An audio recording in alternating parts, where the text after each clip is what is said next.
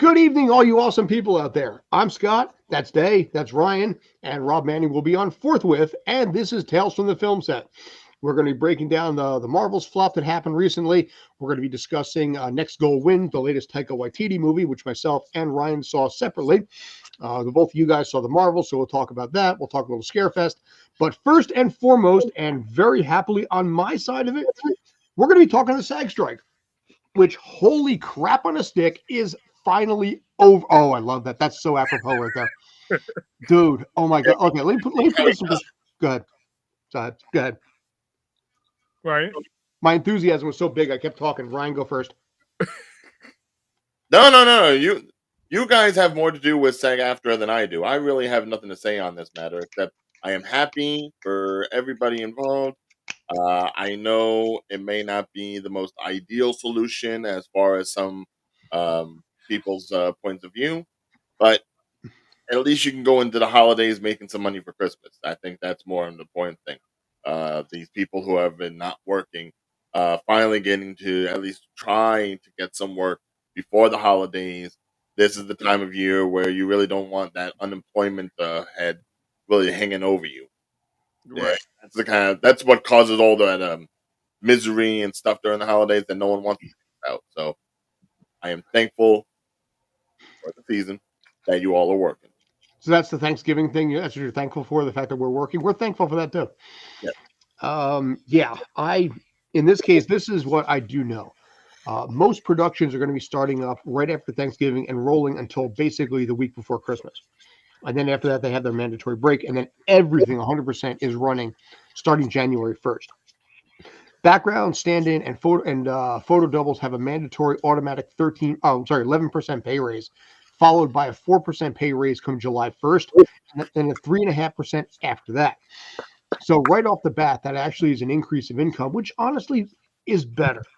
More important to me than anything else is the fact that the crew people are back up and running again. This thing got so bad, crew people were committing suicide over this damn thing. So yeah, it was really messy. Houses were getting foreclosed on. Depression was at all-time high because honestly, for me, the short time that I was on unemployment paid me $450 a month, paid me about $112 a week, something like that. So that was the kind of problem that people had.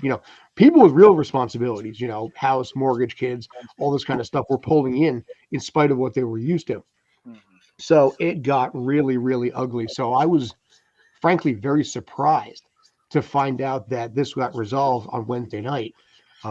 It was ironic. I said something to someone earlier in the day that like this thing's not going to be done until January or February easily. And I resigned myself to that, accepted that, and then all of a sudden on Facebook, people are like, "This is back." It got resolved, and I couldn't believe it. Yeah, that's where we saw it when we were doing Jabronis United that night. We were scrolling through in order to find out updates from AEW Dynamite that night, and that's when I was scrolling and I saw, oh wow, they accepted it. Yeah. So we blew that up on live Thing. when we did the show, and I was like, yeah, hopefully Scott sees this. Hopefully he's watching. It was funny because we're going to talk about the Taika Waititi film Next to Goal Wins, but I was sitting there right before the movie started. I was scrolling Facebook, and a guy named Eugene, who would never, ever, ever make a joke about something like this, had posted the strike was over. And I was like, okay, if he's posting that, it's pretty accurate. It's pretty unlikely. And then after I got out of the movie, lo and behold, my agent sent something saying it's over, it's done with. So yeah, I was in shock. I mean, listen, it's huge because I can earn so much more money doing that than the part-time job that I had, which was nice, things like that, but it wasn't what I was pulling in. But for a lot of us right now, the ability to start generating income again, to be back on set, where we were, and, hello to yourself. So, yeah. Oh my God, dude. Like I said, I'm still in shock, and it's been, 5 days since that thing was resolved. And it's funny because I have no work ethic for the part-time job now, knowing that for the fact that I'm going back to this. It's just like the energy that I had, the desire, it's like, don't care. But yeah, the fact that this is back up and running, like I said, the week after Thanksgiving is what I'm hearing. The pension and health, supposedly, and I'm waiting to confirm this, the windows to qualify are being pushed back also. So I lost about 6 months of my window. I would need ideally another 3 months to requalify for what I need. 6 would easily be enough. But if that is true, that would save us thousands of dollars this year in Cobra. Because by not requalifying, we would have to pay $1,000 a month every single month for 12 months until I requalify. So that's 12 grand out of pocket for health insurance because the United States healthcare system. So the idea that maybe we don't have to do that, I'm just like I said, I'm blown away. Really am. So I don't know how you guys feel, but you got to kind of five on what I'm feeling. No, I really understand, and I support all y'all that came out and pushed for this opportunity for them to push for more wages, push for more opportunities, push for everything. So, congrats Oh, for your diligence, your hard work. It was well worth it. But just remember, do not give up the fight because still more that needs to be done regardless. Yeah, like this is only like a 3-year temporary thing. So come what is it? 2026. You're gonna Yeah. go right back to it. Right. And by then, the big elephant in the room, AI, is going to be that much more advanced in 3 years. Yeah. Also, to keep a point, IATSE is going to be going on strike next year too, unless this gets resolved too. So that's something to be concerned about. But at least for right now, we can celebrate and be happy. The Marvels, yeah, we are definitely going to be talking a little bit of Marvels, more from a financial standpoint and how bad it was that way. I know you guys had slightly different opinions, but I mean, I don't know if you have anything more to say on the strike, but I mean, no, the I strike, really don't. I Just mean, yay. you could talk about a lot of different reasons why it unfortunately had the worst opening in MCU history. But I do think that the strike had an issue to do with that because the strike was pretty much going on during like key important times when promotion was necessary. And Mhm. unfortunately, you have 3 great actresses in the lead, and none of them could talk about this film. Mhm. This was like really the first Marvel film that had to fly under the radar and didn't get the promotional push that Disney is accustomed to doing. Yeah, because I have to really say there was a video that was out that showed the girl that played Kamala Khan. She was at the premiere Hmm. and she was saying, "Yo, doing this movie was kick butt and everything else." But that was only for that moment. There wasn't no stuff beforehand to actually further advance this film. Mhm. So I would say that pretty much the whole advertisement commercial, I mean promotion when it comes to actors and actresses affected it a lot. Oh yeah. I mean, anyone that says otherwise doesn't understand the impact of this strike. And unfortunately, when it comes to like a big tentpole thing, like a sequel to a Marvel movie, um, regardless of who the actors are and regardless who the characters are, Disney does a lot more than what they've done. Mhm. Disney did a lot more for Little Mermaid, and that was arguably a worse film. And still, Why? it made Why? Because it had Aquafina rapping. yeah, it's Wow. just the pounding of things, from Disney. Really going ahead and putting it through that you have to do this. And it doesn't help that they also have another movie in like 2 weeks. Mhm. Not from Marvel, from Disney. Disney's Wish. So it's a matter of like, do we sell out the MCU movie that people are already maligning with and push the 100th anniversary of Disney animated film with, Chris Pine singing, which I never would have thought I would have seen. Unfortunately, I didn't think MCU got the short end of the stick. In this case, basically, I mean, honestly, this was just a lame duck film anyway. The first Captain Marvel was sandwiched between two, iconic sequels in this particular case, and it took 4 years to literally have this thing become a reality. And even on top of that, Brie Larson was pushed to secondary or even tertiary in her own film with this one. Yeah. You know, Well, I don't know if I would necessarily push to like secondary or tertiary. I think the real revolving story on this was between Carol Danvers and Kamala Khan, and Mhm. it's one of those never meet your heroes sorts of things.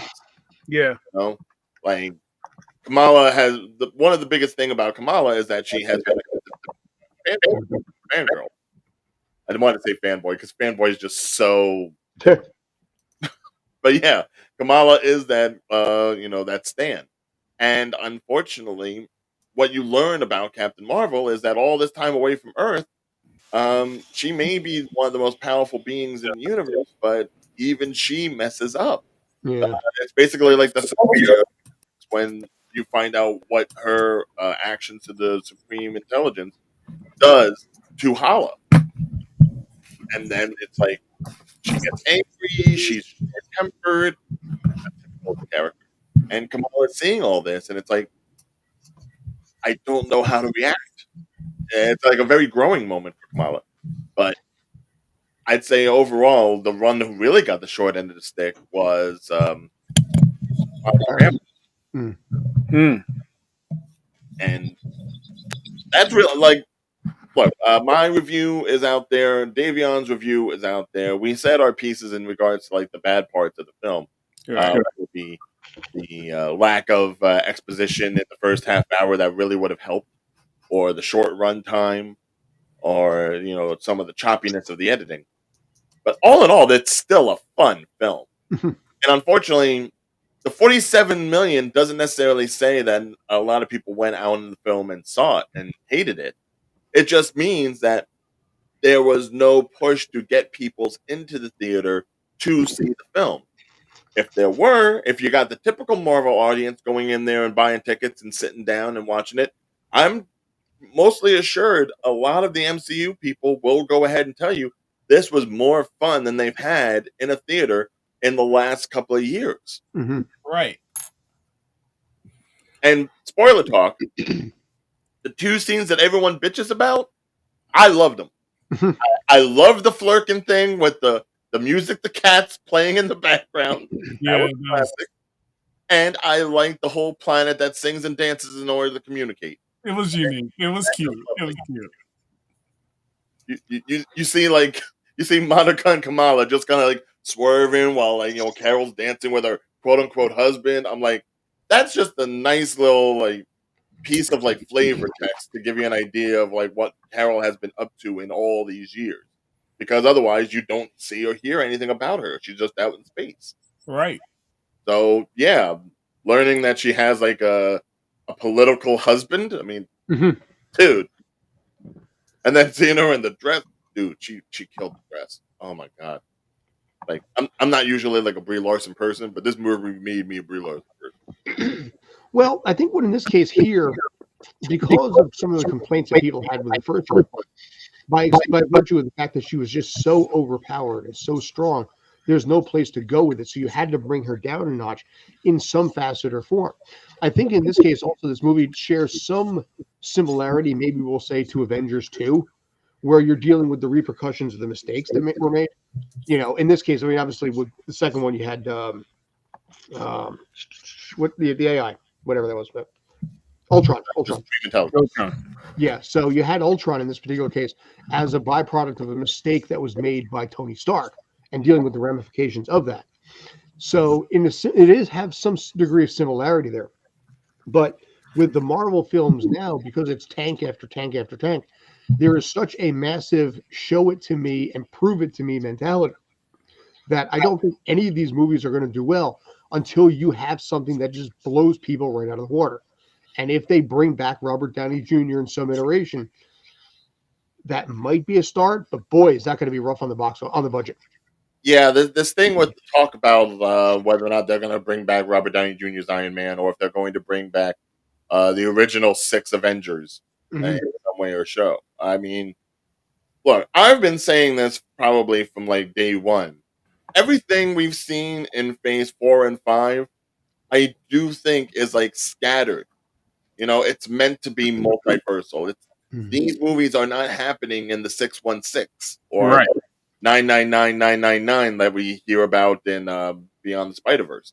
It's one of these things where once we get to like Avengers, Kang Dynasty, or Secret Wars, whatever it's going to be taking the best bits of everything we've seen as of late. and putting that into the movie. Now, unfortunately, that means that so much had to be put out. You had to find out which worked and which didn't. Mm-hmm.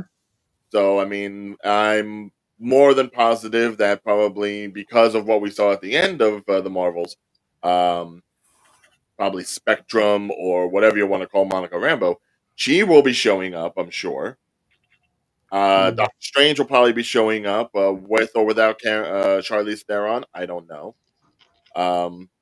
Deadpool will probably go ahead and bring some people in. Yes. Oh boy, they're going to go definitely. cameo heavy. I'm pretty sure Deadpool 3 happens before this, so I mean, he's going to be making references, and he'll probably be hopping around a little bit. He's pretty much going to be like the MCU version of the Beyonder. Yeah, He'll be the one tagging into all this. But I mean, unfortunately, it seems like an experiment that didn't necessarily work as far as MCU is concerned, and going ahead and giving us all these branches just to find out which ones are going to die off and which ones are going to continue to be part of the Loki tree, which, mind you, Loki ending last week, oh my god, some of the best acting I have seen in that series from Tom Hiddleston for that character. Ooh, like I honestly hope that the series is over only because they hit the landing so perfectly in order to keep this multiversal thing going. Mm-hmm. His story arc is attuned to like Tony Stark's. Just let him be. But if there's money to be made, you know they won't. Yeah. Remember, it's stock prices first. You know, especially with the way that this is going right now, they're trying to milk this teat as much as they can. Right. So there will be a Loki season 3. You know, Echo had the trailer recently. That's going to be coming out. The trailer apparently good. Surprised a lot of people. I mean, here's the thing. Netflix, Again, I'm gonna wait and see. Let's see if it's actually decent first before we get hyped about it. Yeah. So bloody. Looked so bloody. And it's like, this is the first ramification of violence Disney ever did. And they've been ramping up other things too, saying that Blade is going to be a hard R movie. Deadpool 3 is going to be a hard R movie. I'm like, okay, cool. But there's some backlash with the Blade movie because there some things that they changed about Blade, which a lot of fans have been not so happy about. You and I talked about that last week, yeah. Yeah, well, the fact that he's fourth on the call sheet. What happened? In this case, yeah, go ahead, Dave. Oh, you go ahead. All right. Short version is they originally in the original script, they have 3 women first and then Blade. So the whole idea is that they were going to be teaching valuable life lessons important to everyday life. And he was going to be the 4th most important person in his own movie.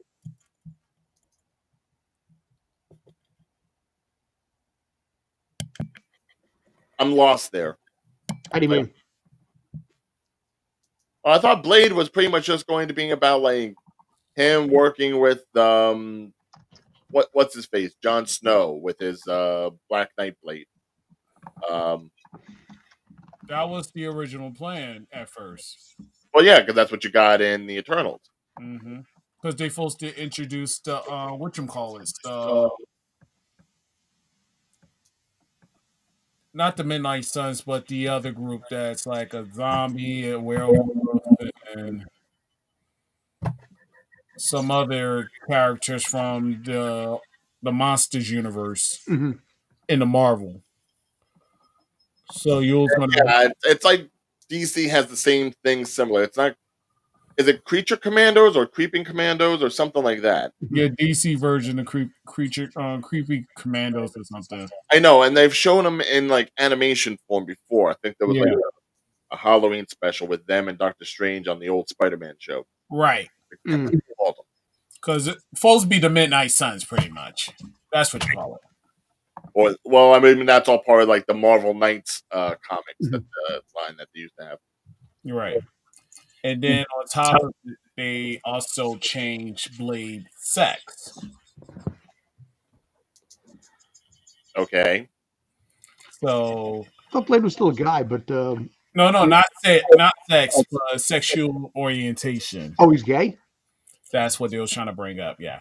No, I don't care about that. I mean, I always figured vampires themselves are very androgynous. You know, Well, what we do in the shadows is a prime example. But I yeah. guess my question is, why would they do that? Like, What would be the purpose for that? a neck's a neck. It doesn't matter what person it's on. So You know, are they making Blade gay for the sake of making it gay, or is there a subplot that actually involves in it, or is it one of those things that's like, hey, look what we did, you know, kind of thing? That's what I think Disney is doing. Ali, just because of how he's portrayed himself in movies. Howling Commandos. There we go. That's right. Howling. Good job, Mwamba. Yeah, thank you, brother. But yeah, I'm hoping they're not doing that just because of Mahershala Ali doing the Blade character at this point. You know, trying to almost typecast him in a sense. But apparently he's pissed about that too, because again, they're making him, you know, Wesley. The problem with the Blade movies is you're going up against the Wesley Snipes Blade, you know, which was iconic in a lot of different ways in an era of the modern comic film. Yeah, I mean, back in the era when, you know, we didn't have stuff like that. I mean, we didn't even have Spider-Man or X-Men when Blade came out. You know, what did we have? We had the Red Brown Captain America. Mm-hmm. We had the Nick Cage version, or David Hasselhoff Nick Cage.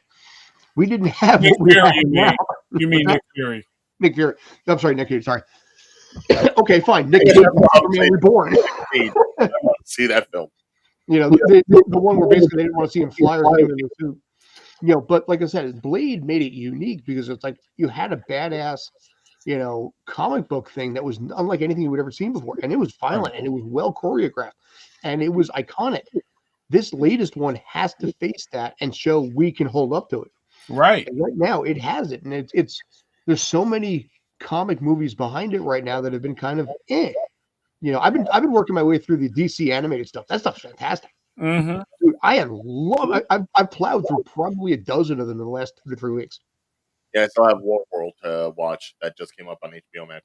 I'm working on Batman Hush right now because I started with the Damian Wayne stuff a lot. Yeah, and I kind of fell through that. And there's been this whole there's blocks of stories. Like the Damian Wayne Batman movies are okay. See, I like that. I like the dynamic. Did you see the Under the Red Hood? I have not gotten to that one yet. It's on my hit list. Which one? Because there's technically 2 versions. Huh? What happened? Technically, there's 2 versions of Under the Red Hood. There's the original version, the original animated film, and then they made almost a choose your own adventure Under the Red Hood.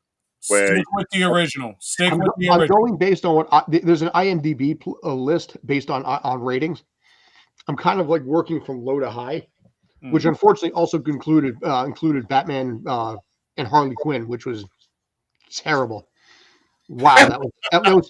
I was slightly intrigued because it brought Lauren Lester back alongside Kevin Conroy. I thought, okay, that was kind of cool. Yeah, dude, that was terrible, man. I don't know what they were going for with that, and oh boy, was that garbage. That was Paul Dini getting high on his own supply. That's what yeah, you know. I mean, because there was an episode where called Harley Quinn Aid, where Harley Quinn teamed up with Batman to take down Joker. That was a really, really good episode. Yeah, that was. And Harley was really good. So I was kind of going into it to be something like that, but no. Yeah. Oh yeah, Spawn. Well, Steel. Okay, great. And don't forget about the Meteor Man. Oh yes. Yes. But 1996 we had Steel. This was Jack's second film, and it was as bad as the first one. I mean, he didn't dunk a guy, with a basketball. I have to say, for what it was. I am not going to bring up Steel to Shaq. I will not bring up Steel to Shaq. Dude, you can bring up basically. Okay, I was in Office Depot the other day picking up some stuff, and he's apparently pitching toner cartridges. I realized he's the 2020s version of Billy Mays. His whole thing with working with Papa John's now and his Shaq-a-Roni pizza. Dude, he is on everything. Athlete's foot, It's like, dude, it's like basically, it's like, hi, Billy Mays here. Hi, Shaquille O'Neal here. I'd be like, Shaquille O'Neal here. Want to talk to you about Papa John's new Shaq-a-Roni. You know, and he comes in. It's like, did you recognize me? It's like, dude, you're like 7'3" and 319 pounds. I've had athletes. You did hit a 3-pointer once in your life, though. One. But it's funny because there's entire like videos out there. And I would die, but I will still make fun of the man. I don't care. Dude, you know what? Jersey represent. I want to hang with that guy. Yeah. I would love to hang out with Shaq. God damn it. But what else? But as far as the way Marvel is going, like I said, Disney. I want to say Disney. Y'all gonna have to pull y'all weight and do something to bring life back into your product. Not just Marvel, but everything about Disney. I'm tired of this bullcrap. I'm sorry. It's like Prince on 2 words was good, yeah. So it's like, come on. Like more about all good ones, although yeah, exactly. And like I said, he's got Son of Batman in there, Batman versus Robin. Like I said, I like the dynamic between Damian Wayne and Batman trying to be a father to a guy who is a natural born assassin. And I just thought that's so unlike what you normally see with Batman. I thought that was a really clever idea. But see, here's the thing, though. We have yet to actually see Marvel or DC be able to excel in all realms of media. Like, for as great as the DC animated stuff is, the DC live action stuff, and in the same respect, By the way, how does that sound go? Hey, the CW TV shows were good. Marvel has shown that it's been I able to will say that in about Rob. movies I will before. agree. I will agree, Rob. Because some elements they use from Batman into certain characters, and you could tell from it. Yeah. Like, I love And the it worked. CW. I'm not talking about the movies. The movies are trash. But the CW TV shows, those were pretty good. And they were the life-saving. After a while, they were. Half and half. It depends on the Flash and Arrow. The rest of them were like, Black Lightning was pretty good. I got to disagree with Flashpoint you. was fantastic. Thomas Stargirl Wayne. was pretty good. oh, And the yeah, new yeah, I'm sorry. Superman and Lois show was pretty good, too. Well, that's the only one that's left, and even that's going to be ending soon. Yeah. Well, still, they had a good run, and those were pretty good. I wish they would actually take notes from those TV shows and add them to the movies. Well, yeah, well, now at this point, CW's already moved on to like Next and Live Golf. Yeah. Live Golf being hilariously bad in its ratings. But Also, like Marvel has shown that they can do movies, but when it comes to like television, which has really been their other thing, it's been hit and miss. And unfortunately, I think they focused too much on the television and not enough on the cinema. And that shows in the Marvels because, like I said in my review, you've got 30 minutes of screen time with maybe 1 or 2 characters that a normal audience may recognize if they only go to the movies. And then the other 50% of the characters, they have no idea who they are if they have not watched WandaVision or Ms. Marvel, which is one of the better television shows that Marvel has put out. Yeah. No But one I gotta nobody watched it. disagree It with was like the that. lowest rated one they ever had. One of the best. He said one of the best. I hated the Marvels. I couldn't even get past the 4th episode of that show. You talking about Miss Marvel? Not Ms. The Ms. Marvel, Marvel yeah. TV show. Yeah, Ms. Marvel. That's because you're not from Jersey. Oh, whatever. It's got nothing to do with being from Jersey. No, it's fine. It's not because Listen, Rob's not from Jersey. season 5 of Arrow I thought was pretty solid because you brought in Dolph Lundgren. Middle Eastern Indian descent. Dolph Lundgren I thought Dolph Lundgren was in one season. Adrian Paul from Highlander was the villain in one season. I thought some of the seasons were okay after season 2. Yeah. I think season 8 was kind of but I will say we were talking about Marvel earlier, but my thing wasn't picking up. But I'm happy you guys can hear me. But by the way, thank you for finally. But quick